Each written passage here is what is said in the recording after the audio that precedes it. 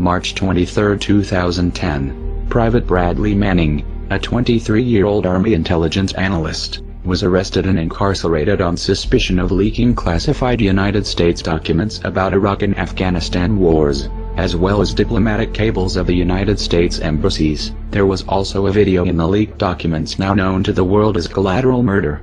This video shows two American airmen in an AH-64 Apache helicopter lying to their ground controller about the presence of armed insurgents on the ground in Baghdad. The ground controller then gives them permission to fire on the Iraqi civilians. 12 civilians are killed, 2 of which were Reuters journalists, arrested in Baghdad and jailed in Kuwait. Bradley Manning was then moved to the military brig at Quantico, Virginia, and while kept in complete isolation allegedly awaiting trial, he was subject to treatment described by hundreds of legal experts as torture.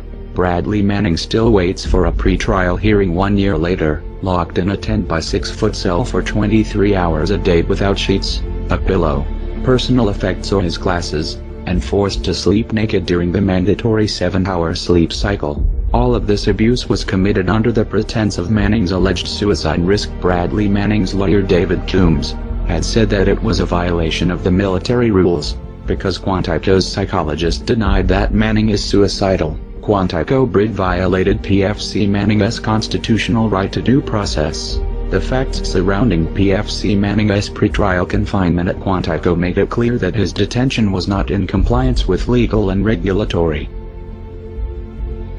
April 20, 2010. Bradley Manning was moved to the Fort Leavenworth prison in Kansas following criticism over his 9-month detention at the Quantico brig. The move was intended to show that the treatment of Manning will be much fairer now that the complaints registered have made their public and legal mark.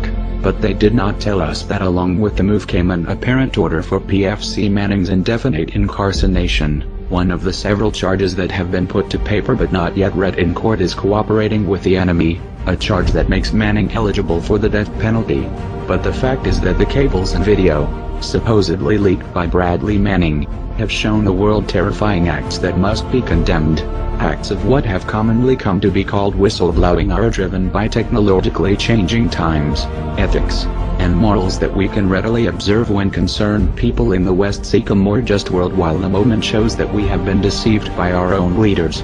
The truth is the pardonable innocence of Bradley Manning has been displayed by showing the world this information even if he is guilty according to the military justice system. It was hidden, but it should have been available to everyone.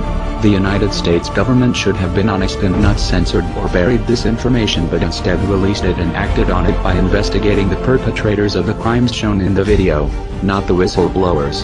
The question we should all have in mind is, who supports this hero? Most people know and support WikiLeaks and Julian Assange, but meanwhile, time is passing and Bradley Manning's life is being wasted in jail. Heroic if he did release the collateral murder video, and incarcerated in inhumane conditions under false pretenses for a year if he wasn't the one responsible.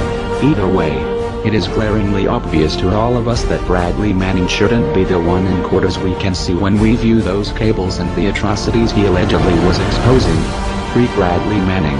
Jail the criminals, not the whistleblowers. We are anonymous. We are legion. We do not forgive. We do not forget. Expect us.